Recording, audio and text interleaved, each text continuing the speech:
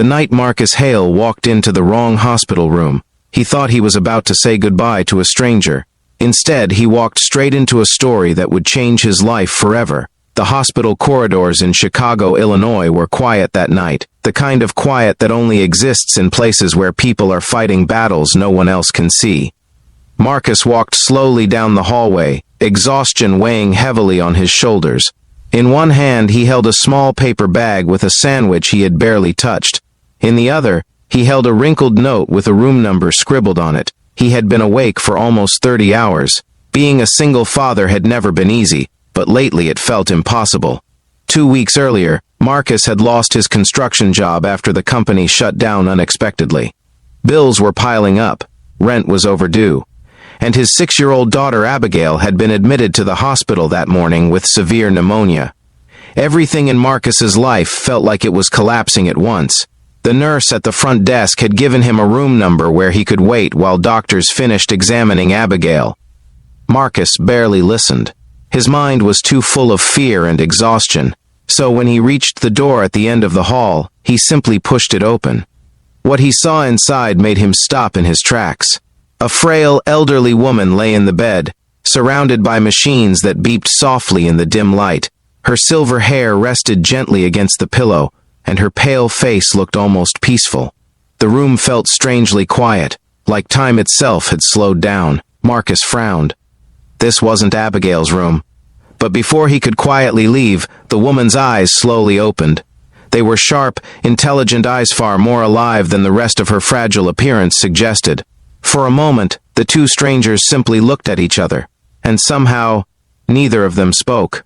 Before we continue this story, take a second to support the channel. If you believe kindness and second chances can change lives, please like this video, comment where you're watching from, share this story with someone who needs hope, and subscribe to the channel.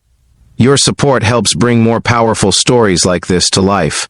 Marcus cleared his throat awkwardly and apologized, explaining he must have walked into the wrong room, but the woman simply watched him with quiet curiosity, as if she had been waiting for someone exactly like him to walk through that door. He noticed something then. She looked lonely. Not the kind of loneliness that comes from being alone for a few hours. The kind that settles into a person after years of silence. Marcus felt an unexpected tug in his chest. Even though he was exhausted and worried about his daughter, something made him pause. He stepped a little closer to the bed and asked if she needed anything. The woman didn't answer right away. Instead, she studied him carefully, noticing the worn jacket, the tired eyes, the way his shoulders carried the weight of too many responsibilities. After a moment, she asked him why he looked like the world had already beaten him down. Marcus hesitated. He wasn't the type to share his problems with strangers. But something about the woman's calm presence made it feel safe.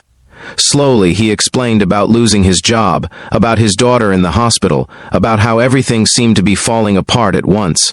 As he spoke, the woman listened with complete attention. Not pity, not sympathy, but genuine interest. When Marcus finally finished, he felt strangely lighter, as if some invisible burden had been lifted simply by telling the truth. The woman closed her eyes for a moment. Then she smiled faintly. Marcus didn't know it yet, but the woman lying in that hospital bed was Eleanor Whitmore. And Eleanor Whitmore wasn't just another patient. She was one of the wealthiest women in the United States. For decades, Eleanor had quietly built a financial empire through technology investments and real estate. Her name appeared on the Forbes Billionaire list for years, but very few people actually knew what she looked like, and almost none of them knew she had been secretly battling a rare illness. As Marcus sat beside the bed, unaware of who she truly was, Eleanor asked him a simple question. Why didn't he give up? Marcus looked surprised. Then he answered honestly. Because of Abigail. He explained that when his wife passed away 4 years earlier, Abigail had become his entire world.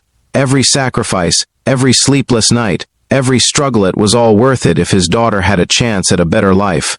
Eleanor listened quietly, and something in her expression changed. For the first time in years, she felt something she hadn't felt in a long time. Hope. The next day, Marcus returned to the hospital to visit Abigail. As he passed the same hallway, he hesitated. Then he stepped into Eleanor's room again. And the day after that, he came again. Soon it became a quiet routine. Marcus would spend time with Abigail, then sit with Eleanor for a few minutes before leaving. They talked about life, about mistakes, about second chances. Marcus never asked who she was, and Eleanor never told him. To Marcus, she was simply an old woman who needed someone to talk to. To Eleanor, Marcus was something rare, a good man who expected nothing in return. A week later, Eleanor's condition suddenly worsened. Doctors rushed into her room, machines beeped urgently, and nurses filled the hallway with tense whispers. Marcus stood outside the door, feeling an unexpected ache in his chest. He realized he didn't want this stranger to disappear from his life. Hours later, a sharply dressed man arrived at the hospital. His name was Victor Langford, Eleanor's personal attorney. When he learned Marcus had been visiting her every day, he looked skeptical. But Eleanor insisted on seeing Marcus. Inside the room, her voice was weaker now, but her eyes were still strong. She told Marcus something he never expected to hear. All her life, she had built companies, wealth, and influence, but she had never built a family. No children, no real friends, only employees and lawyers. And yet the one person who had treated her like a human being was a struggling single father who accidentally walked into the wrong hospital room. Tears filled Marcus's eyes as he held her fragile hand. Days later, Eleanor Whitmore passed away peacefully. Marcus returned to his normal life, job searching, caring for Abigail, and trying to rebuild after months of hardship. Then, one afternoon, Victor Langford knocked on his apartment door. Marcus assumed there must be some mistake, but Victor handed him an envelope. Inside was a letter Eleanor had written before her death. In the letter, she thanked Marcus for reminding her what kindness looked like. She wrote that the greatest wealth in the world wasn't money, it was the ability to care about another human being. And because Marcus had shown that kindness without expecting anything in return, she had made a decision. Eleanor Whitmore had left a large portion of her estate in a trust for Marcus and Abigail.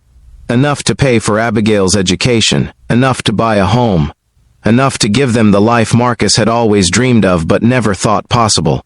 Marcus sat there in stunned silence as tears rolled down his face, not because of the money, but because someone he barely knew had believed in him that much.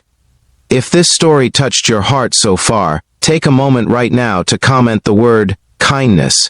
It helps this story reach more people who need hope today. Years later, Marcus started a small construction company. But he didn't just build houses. He built affordable homes for struggling families. He created scholarships for single parents. And every year on the anniversary of the night he walked into the wrong hospital room, Marcus visited Eleanor's grave with Abigail. Because one simple mistake had turned into a miracle. And if this story moved you even a little, please like the video, share it with someone who believes in kindness, and subscribe for more powerful stories like this. Your support helps keep these stories alive. Sometimes the greatest blessings in life don't come from perfect choices.